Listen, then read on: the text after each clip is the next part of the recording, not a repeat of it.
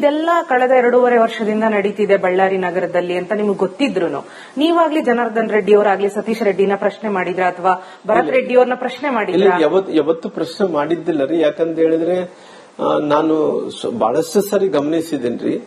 ಗಮನಿಸಿದಂತ ಟೈಮಲ್ಲಿ ಕೂಡ ಅವ್ರ ಸರ್ಕಾರ ಇದೆ, ಸರ್ಕಾರ ಜೊತೆ ಅವ್ರ ಮಂತ್ರಿಗಳು, ಅವ್ರ ಮಿನಿಸ್ಟರ್ಗಳ, ಅವರು ಇನ್ಚಾರ್ಜ್ ಮಿನಿಸ್ಟರ್ಸ್ ಇದ್ದಾರ, ಪೊಲೀಸ್ ಇದಾರ, ಅವರೆಲ್ಲ ಕೂಡ ರಕ್ಷಣೆ ಮಾಡಬಹುದಿತ್ತು. ಅವರೆಲ್ಲ ಕೂಡ ಸಪೋರ್ಟ್ ಮಾಡ್ತಾ ಇದಾರೆ ಅನ್ನೋದು ಗೊತ್ತಿದ್ದಿಲ್ಲ ನನಗೆ.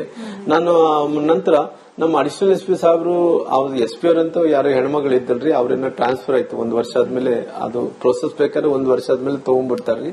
ಆ ಹೆಣ್ಮಗಳು ನಂತರ ಹೊಸ SP ಅವ್ರು ಪವನ್ ನಿಜ್ಜೂರ್ ಬಂದಿದ್ರು. ಅವ್ರು ಕೂಡ ಪಾಪ 24 ತಾಸಲ್ಲಿ ಅವರು ಪಾಪ ಸಸ್ಪೆಂಡ್ ಆದ್ರು. ನಂತರ ಈ ಅಡಿಷನಲ್ SP ಸಾಹೇಬ್ರು ಅವ್ರ ಬ್ಯಾಕ್ ಗ್ರೌಂಡ್ ಏನ್ರಿ ಅಂದ್ರೆ ಅವ್ರು DSP ಆಗಿ ಬಳ್ಳಾರಿಯಲ್ಲಿ ಬಂದಿದ್ರಿ. ಬಳ್ಳಾರಿಯಲ್ಲಿ DSP ಇದ್ದಂತ ಟೈಮಲ್ಲಿ ಕೂಡ ಅವತ್ತು ಕೂಡ ಸಂದರ್ಭದಲ್ಲಿ ನಮ್ಮ ಹತ್ರ ಸ್ವಲ್ಪ ವಿರೋಧ ಇತ್ರಿ. ವಿರೋಧ ಇದ್ದಂತ ಟೈಮಲ್ಲಿ ಕೂಡ ಅವರು DSP ಇದ್ದಂತ ಟೈಮಲ್ಲಿ ಕೂಡ ಸಾಕಷ್ಟು ಹತ್ಯೆಗಳು ನಡೆದವ್ರಿ. ಇಲ್ಲಿ ಬಳ್ಳಾರಿಯಲ್ಲಿ ಕೂಡ ಅವ್ರು ಇದ್ದಂತ ಟೈಮಲ್ಲಿ ಹತ್ಯೆಗಳು ನಡೆದಂತ ವಿಚಾರದಲ್ಲಿ ಕೂಡ DSP ಸಾಹೇಬ್ರು ಅಂತ ಅವ್ರ ಹೆಸರು ರವಿಕುಮಾರ್, ASP ಅವರು, ಅಡಿಷನಲ್ SP ಅವರು. ಅವ್ರು ಇದ್ದಂತ ಟೈಮಲ್ಲಿ ಅವತ್ತು ಕೂಡ DSP ಇದ್ದಂತ ಟೈಮಲ್ಲಿ ಹತ್ಯೆಗಳು ನಡೆದವ್ರಿ. ಆ ನಡೆದಂತ ಟೈಮಲ್ಲಿ ಅವ್ರನ್ನ ಅಡಿಷನಲ್ SP ಸಾಹೇಬರಾಗಿ ತಗೊಳೋದಕ್ಕಿಂತ ಮುಂಚೆ ಅವ್ರನ್ನ ಅವತ್ತಿನ ಸಂದರ್ಭದಲ್ಲಿ ನಾವೆಲ್ಲ ಕೂಡ ಅವ್ರ ಹತ್ರ ಜಗಳ ಮಾಡ್ಕೊಂಡಿದ್ವಿ. ಅವ್ರ ವಿರುದ್ಧವಾಗಿ ನನ್ನ ಮಾಡಿದ್ವಿ ಕೆಲಸ ಅನ್ನೋದ ಕಾರಣ ಅವ್ರು ಇಲ್ಲಿ ತಗೊಂಡ ನಂತರ ಕೂಡ ಅವರು ಯಾವತ್ತೂ ಕೂಡ ನೋಡ್ರಿ ಅಲ್ಲಿ ಮಟಕ ನಡೆಸಿರ್ತಾರ, ಮನೆಯಲ್ಲೆಲ್ಲ ಕೂಡ ರೊಕ್ಕ ಜೋಡಿಸ್ತಾರ, ರಾಶಿ ಜೋಡಿಸ್ತಾರ್ರಿ. ಯಾವತ್ತು ಕೂಡ ಅಬ್ಜೆಕ್ಷನ್ ಮಾಡಿದ್ದಂತೂ ಏನಿಲ್ಲ ರೀ. ಎಲ್ಲ ಕೂಡ ಪೊಲೀಸರೆಲ್ಲ ಕೂಡ ಅವ್ರ ಮನೆ ಸುತ್ತ ಅಡ್ಡಾಡ್ತಿರ್ತಾರ್ರಿ. ಈಗ ಪೊಲೀಸ್ ಅವರು ಅವ್ರನ್ನ ಪ್ರಶ್ನೆ ಮಾಡ್ತಿಲ್ಲ, ಪೊಲೀಸ್ನವ್ರು ಹೆದರಿರ್ಬೋದು. ಆದ್ರೆ ಜನಾರ್ದನ್ ರೆಡ್ಡಿ ಮತ್ತು ಶ್ರೀರಾಮುಲು ಅವರಿಬ್ರು ಪ್ರಭಾವಿ ನಾಯಕರು, ಸಚಿವರಾಗಿದ್ದವರು, ಈ ಜಿಲ್ಲೆಯ ಬಗ್ಗೆ ಕಾಳಜಿ ಇರೋರು. ಯಾಕೆ ನೀವು ಭರತ್ ರೆಡ್ಡಿ ಅವ್ರನ್ನ ಕೇಳಲಿಲ್ಲ? ಭಯ ಬಿದ್ರ ಭರತ್ ರೆಡ್ಡಿ ಅವರಿಗೆ? ಭಯ ಅನ್ನೋದಿಲ್ಲ ರೀ. ಯಾಕಂದ್ರೆ ಲಾ ಅಂಡ್ ಆರ್ಡರ್ ನೋಡ್ರಿ, ನಾವು ರಾಜಕಾರಣ ಮಾಡಿರೋದು ಜಿಲ್ಲೆಯನ್ನ ಮಟಕ ದಂಧೆ, ಡ್ರಗ್ಸ್ ದಂಧೆಯಿಂದ ಕಾಪಾಡುವಂತ ಜವಾಬ್ದಾರಿ ನಿಮ್ಮಿಬ್ಬರ ಮೇಲೂ ಇದೆ. ಯಾಕೆ ನೀವು ಭರತ್ ರೆಡ್ಡಿನ ಯಾವತ್ತೂ ಪ್ರಶ್ನೆ ಮಾಡಲಿಲ್ಲ?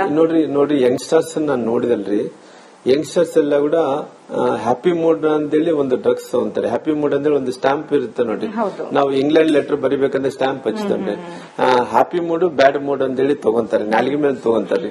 ಆ ನಾಲಿಗೆ ಮೇಲೆ ತಗೊಂಡಂತ ಟೈಮಲ್ಲಿ ಆ ಹ್ಯಾಪಿ ಮೂಡ್ ಇದ್ದಂತ ಟೈಮಲ್ಲಿ ಏನ್ ಮಾಡ್ತಾರೋ ಗೊತ್ತಿಲ್ರಿ, ಸ್ಯಾಡ್ ಮೂಡ್ ಇದ್ದಂತ ಟೈಮಲ್ಲಿ ಕೂಡ ತಗೊಂತಾರೆ, ಏನ್ ಮಾಡ್ತಾರೋ ಗೊತ್ತಿಲ್ರಿ. ಅದೆಲ್ಲ ಕೂಡ ನಾಲಿಗೆ ಮೇಲೆ ಸ್ಟಾಂಪ್ ಹಚ್ಚಿದಂಗೆ ಹಚ್ಕೊಂತಾರೆ.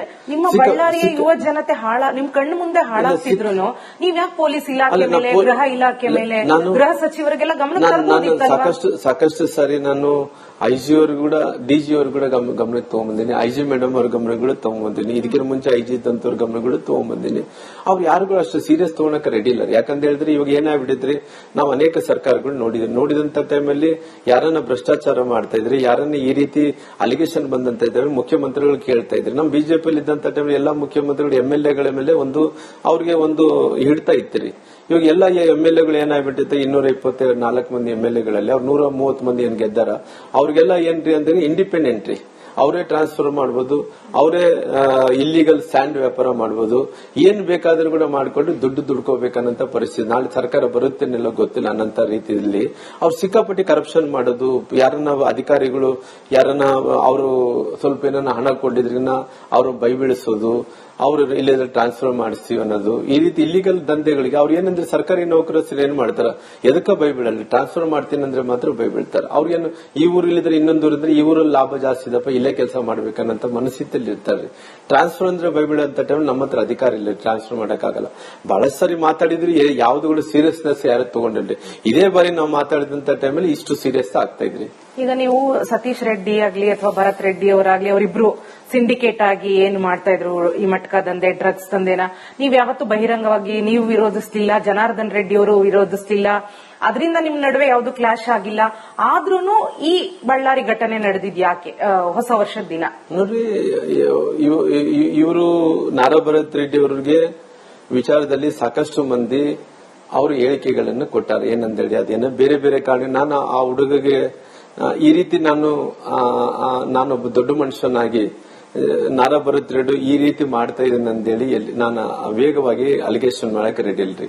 ಅಂದ್ರೆ ಒಬ್ಬ ಶಾಸಕನಾದಂತವ್ನು ಹೆಂಗಿರ್ಬೇಕು ಹೇಳ್ರಿ ಮೇಡಮ್? ಶಾಸಕನಾದಂತ ನಾನು ಕ್ಲಿಯರ್ ಆಗಿರ್ಬೇಕು. ಒಬ್ಬ MLA ಆದಂತವ್ನು ಇವತ್ತು ನಮ್ಮ ನಗರದ MLA ಅಂದ್ರೆ ರಾಮ್ಲು ಅಂತ ಹೇಳಕ್ ಹೋಗಲ್ಲ. ಅವ್ನು ನಮ್ಮ ನಗರದ MLA ನನಗೆ ಬಂದು ಕೇಳ್ತಾ ನಾರಾ ಭರತ್ ರೆಡ್ಡಿ ಅನ್ನೋದು. ಯಾಕಂದ್ರೆ ಒಬ್ಬ MLA ಆದಂತವ್ರು ನಮ್ಮ ರಾಜಕಾರಣದಲ್ಲಿ ಯಾರನ್ನ ಆಗ್ಲಿ ಗೆಲ್ಲಿಲಿಕ್ಕೆ ಮುಂಚೆ ಈ ಪಾರ್ಟಿ ಆ ಪಾರ್ಟಿ ಅಂತಾರೆ, ಗೆದ್ದ ನಂತರ ಎಲ್ಲರೂ ಕೂಡ ನಮ್ಮವ್ರು ಅಂದ್ಕೊಂಡು ಆ ಮನಸ್ಥಿತಿಯಲ್ಲಿ ಡೆವಲಪ್ಮೆಂಟ್ ಮಾಡ್ಬೇಕಾಯ್ತ್ರಿ. ಆ ಮನುಷ್ಯನ ಮನಸ್ಥಿತಿ ಡೇ ಬೈ ಡೇ ಏನಾಗಿದೆ, ಅವ್ರು ಹುಡ್ತಾ ಶ್ರೀಮಂತರ್ರಿ, ಅವ್ರ ತಂದೆಯವ್ರು ಕೂಡ ಬಹಳ ಶ್ರೀಮಂತರು ಮನೆತನದಿಂದ ಬಂದಂತವ್ರಿ, ಅವ್ರ ಕಷ್ಟನೇ ಗೊತ್ತಿಲ್ಲದಂತಾರ. ಆ ಹುಡುಗ ಹೇಳ್ದ ಲಂಡನ್ ನಲ್ಲಿ ಓದಂತವ್ರು, ಬಹಳಷ್ಟು ಚಲೋ ಓದ್ಕೊಂಡಂತವ್ರು, ಗೋಲ್ಡ್ ಸ್ಪೂನ್ ಇಂದ ಹುಟ್ಟಿದಂತವ್ರು. ಎಲ್ಲಿ ಓದ್ಕೊಂಡ್ರೆ ಏನ್ ಮಾಡಿದ್ರೆ ಒಳ್ಳೆ ಸಂಸ್ಕಾರ ಅನ್ನೋದು ಬಹಳ ಮುಖ್ಯ ಆಗುತ್ತೆ. ಆ ಸಂಸ್ಕಾರ ಇಲ್ಲದಂತವ್ರು ಅಮೆರಿಕದಲ್ಲಿ ಓದ್ಕೊಂಡ್ರೆ, ಲಂಡನ್ ದಲ್ಲಿ ಓದ್ಕೊಂಡ್ರೆ, ನಮ್ಮ ಬಳ್ಳಾರಿ ಸರ್ಕಾರಿ ಶಾಲೆಯಲ್ಲಿ ಓದ್ಕೊಂಡ್ರೆ ಸಂಸ್ಕಾರ ಇಂಪಾರ್ಟೆಂಟ್ ಆಗಿರೋ ಕಾರಣ ಬಹಳಷ್ಟು ಸಲ ಒಬ್ಬ MLA ಆದಂತವ್ರು ಈ ಊರ್ನ ಕಾಪಾಡಬೇಕಾಗುತ್ತೆ. ಕಾಪಾಡಬೇಕಾದಾಗ ಅವ್ರು ಎಲ್ಲಾ ರೀತಿಯಲ್ಲೂ ಕೂಡ ಏನೇನು ಈ ರೀತಿ ಇಲ್ಲಿಗಲ್ ಆಕ್ಟಿವಿಟೀಸ್ ಆಗ್ತದೋ ಆ ಇಲ್ಲಿಗಲ್ ಆಕ್ಟಿವಿಟೀಸ್ ಆಗ್ಲಾರ್ದು ನೋಡ್ಕೋಬೇಕು, ಎಲ್ಲಿ ಕೂಡ ಭ್ರಷ್ಟಾಚಾರ ಆಗ್ಲಾರ್ದಂತ ನೋಡ್ಬೇಕು. ಊರ ಅಭಿವೃದ್ಧಿ ವಿಚಾರದಲ್ಲಿ ಎಲ್ಲರೂ ಕೂಡ ಒಂದೇ ನಂತರ ರೀತಿಯಲ್ಲಿ ಊರ ಅಭಿವೃದ್ಧಿ ಮಾಡಬೇಕಾಗುತ್ತೆ. ಸಮಸ್ಯೆಗಳು ಜಾಸ್ತಿ ಇದ್ದೇ ಇರುತ್ತೆ, ಎಲ್ಲ ಕೂಡ ಒಂದೇ ಸಲ. ಭರತ್ ರೆಡ್ಡಿ ಅವರು ಇದು ಯಾವ್ದ್ರ ಬಗ್ಗೆನೂ ಡ್ರಗ್ಸ್ ದಂಧೆ, ಮಟ್ಕಾ ದಂಧೆ, ಇಲ್ಲಿಗಲ್ ಯಾವ್ದ್ರ ಬಗ್ಗೆನೂ ಗಮನ ಹರಿಸ್ತಿಲ್ಲ ಅಂತ ನೇರ ಆರೋಪ. ನೋಡ್ರಿ, MLA ಅವರು ಮನಸ್ಸು ಮಾಡಿದ್ರೆ ಈ ರೀತಿ ಆಗ್ಲಿಕ್ಕೆ ಎಲ್ಲಿ ಬಿಡ್ತಾನೆ ಇದ್ದಿಲ್ಲ. MLA ಅವ್ರು ಏನಂದ್ರೆ ಅವರು ರೊಕ್ಕ ದುಡ್ಕೊಳ್ಳಿ ಬಿಡ್ರಿ, ಬೇಕಾದ್ರೆ ನಾನು ಏನನ್ನ ಮಾಡಂಗಿದ್ರೆ ಎಲ್ಲ ರೌಡಿಸಮ್ಗೆ ಪ್ರೋತ್ಸಾಹ ಕೊಡ್ತೀನಿ, ಯಾರ್ಯಾರು ಇಲ್ಲಿಗಲ್ ಆಕ್ಟಿವಿಟೀಸ್ ಮಾಡ್ತಾರೋ ಅವ್ರಿಗೆ ಸಪೋರ್ಟ್ ಮಾಡ್ತೀನಿ ಅಂತೇಳಿ ಅವ್ರ ಮನಸ್ಥಿತಿ ಬಂದಿರೋ ಕಾರಣ ಇವತ್ತು ಎಲ್ಲಾ ಕಡೆ ಕೂಡ ನೋಡ್ರಿ 90% ಪೀಪಲ್ ಇಲ್ಲ ರೀ MLA ಅವರು ಏನು ಸಣ್ಣ ವಯಸ್ಸಲ್ಲಿ ಈ ಬಳ್ಳಾರಿ ನಗರ ಜನರ ಅವಕಾಶ ಮಾಡಿಕೊಟ್ಟಿರೋ ಈ ಅವಕಾಶ ಮಾಡಿಕೊಟ್ಟಂತ ಜನರಿಗೆ ನೋವಾಗಂತ ಕೆಲಸ ನಾರಾ ಭರತ್ ರೆಡ್ಡಿ ಸಾಹೇಬರು ಮಾಡ್ತಾ ಇದಾರೆ. ಅಂದ್ರೆ ಭರತ್ ರೆಡ್ಡಿ ಅವರಿಂದಾಗಿ ಬಳ್ಳಾರಿನಲ್ಲಿ ರೌಡಿಸಂ ಜಾಸ್ತಿ ಆಗಿದೆ, ತುಂಬಾ ಸಿಕ್ಕಾಪಟ್ಟಿ. ನಾವು ಇದ್ದಂತ ಟೈಮಲ್ಲಿ ಯಾವ ರೀತಿಯ ರೌಡಿಸಂ ನಡೀತಾ ಇದೆ? ನಮ್ಮ ಈ ರೌಡಿಸಂ ಅಂದ್ರೆ ಮಕ್ಕಳೆಲ್ಲರೂ ಕೂಡ ಕೆಟ್ಟ ಹೋಗ್ತಾ ಇದಾರೆ. ಎಲ್ಲಾರು ಕೂಡ ಎಲ್ಲಾ ಶಾಲೆಗಳಲ್ಲಿ ಇವತ್ತು ಡ್ರಗ್ಸ್ ಮಾರಾಟ ಜಾಸ್ತಿ ಆಗ್ತಾ ಇದ್ರಿ, ಲಾ ಅಂಡ್ ಆರ್ಡರ್ ಕಂಪ್ಲೀಟ್ ಆಗಿ ಕೊಲಾಪ್ಸ್ ಆಗ್ತಾ ಇದ್ರಿ. ಎಲ್ಲ ಪೊಲೀಸರು ಇದ್ಕೊಂಡು ಈ ರೀತಿ ಪ್ರೋತ್ಸಾಹ ಕೊಡಂತ ಟೈಮಲ್ಲಿ ಅವ್ರು ಇವ್ರಿಗೆ ನಾನು ಈ ಅಡಿಷನಲ್ SP ಸಾಹೇಬರಿಗೆ ಬಹಳ ಸಾರಿ ಹೇಳಿದಂತ ಟೈಮಲ್ಲಿ ಕೂಡ ಅವರು ಏನಂತ ಹೇಳಿದ್ರೆ ಕೇವಲ ನಾಟಕ ಮಾಡೋ ಮಂದಿ, ಅವರು ಈ ಕಡೆ ಅಂದ್ರೆ ಈ ಕಡೆ ಮಾತಾಡ್ತಾರೆ, ಆ ಕಡೆ ಅಂದ್ರೆ ಆ ಕಡೆ, ಎರಡು ಕಡೆ ಕೂಡ ಆರಿಸ್ತಾನೆ ಇರ್ತಾರೆ. ಹಂಗಾಗಿ ಅವರೆಲ್ಲ ಕೂಡ ಮನಸ್ಸು ಮಾಡಿದ್ರಿಗಿನ ಅಡ್ಮಿನಿಸ್ಟ್ರೇಷನ್ ಇನ್ನ ಚಲೋ ತಗೊಂಡೋಗ್ಬೇಕಾಯ್ತು, ಊರನ್ನ ಅಭಿವೃದ್ಧಿ ಮಾಡಬಹುದಾಯ್ತು. ಆದ್ರೆ ಎಲ್ಲಾ ಕಡೆ ಕೂಡ ಇಲ್ಲಿಗಲ್ ಆಕ್ಟಿವಿಟೀಸ್ಗೆ ಅವ್ರು ಸಪೋರ್ಟ್ ಮಾಡ್ತಾರೆ. ಕನ್ನ ಇಲ್ಲಿಗಲ್ ಮಂದಿ ಜಾಸ್ತಿ ಸೇರ್ಕೊಂಡು ಬಡತನ ಜಾಸ್ತಿ ಇದೆ. ಬಡತನ ಇದ್ದಂತ ಟೈಮಲ್ಲಿ ಮಕ್ಕಳೆಲ್ಲರೂ ಕೂಡ ಸುಲಭವಾಗಿ ರೊಕ್ಕ ಬರ್ಲಿ ಅಂದ್ಕೋತಾರೆ. ಸುಲಭವಾಗಿ ರೊಕ್ಕ ಬರ್ಬೇಕಂದ್ರೆ ಅವ್ರು ಯಾವ್ದೊಂದು ಇಲ್ಲಿಗಲ್ ಬಿಸ್ನೆಸ್ ಮಾಡಿದ್ರೆ ಮಾತ್ರ ಸುಲಭವಾಗಿ ರೊಕ್ಕ ಬರುತ್ತೆ. ಇಲ್ಲಿಗಲ್ ಸಪೋರ್ಟ್ ಮಾಡಂತ ವ್ಯಕ್ತಿ ನಾರಾ ಭರತ್ ರೆಡ್ಡಿ ಆಗಿರೋ ಕಾರಣ ಇವರು ಇವತ್ತು ಎಲ್ಲ ಕೂಡ ಇವತ್ತು ಜನರು ಅವ್ರನ್ನ ಅಂದ್ರೆ ಅವಕಾಶ ಒಂದ್ಸಾರಿ ಜನರು ಆಯ್ಕೆ ಮಾಡಿದಂತ 5 ವರ್ಷಗಳ ಕಾಲ ಏನ್ ಮಾಡಕ್ಕೆ ಬರಲ್ಲ. 5 ವರ್ಷಗಳಾದ್ಮೇಲೆ ಜನರು ಏನ್ ತೀರ್ಪು ಕೊಡ್ತಾರೆ, ಅಲ್ಲಿ ತನಕ ಇವ್ರೇನ್ ಈ ಊರನ್ನ ಕೆಡಿಸೋ ಪ್ರಯತ್ನ ಮಾಡ್ತಿದ್ರು, ಹಂಗ ಆಗ್ಬಾರ್ದು ಅನ್ನೋಂಥದ್ದು ನಾನು ವಿನಂತಿ ಕೂಡ ಇದೆ. ಬಳ್ಳಾರಿಯನ್ನ ನಾರಾ ಭರತ್ ರೆಡ್ಡಿ ಅವರು ಕೆಡಿಸ್ತಾ ಇದ್ದಾರೆ ಅಂತ ಗೊತ್ತಿದ್ರು ನೀವು ಅದ್ರ ವಿರುದ್ಧ ದನಿ ಎತ್ತದೇ ಇರೋದು ನಿಮ್ಮ ಫೇಲ್ಯೂರ್ ಅಲ್ವಾ? ಇಲ್ಲಿ ಬಹಳಷ್ಟು ಸರಿ ಮಾತಾಡಿದಾರ್ರಿ, ಯಾರು ಮಾತಾಡಿಲ್ಲ ಅನ್ನಂತದಲ್ಲ.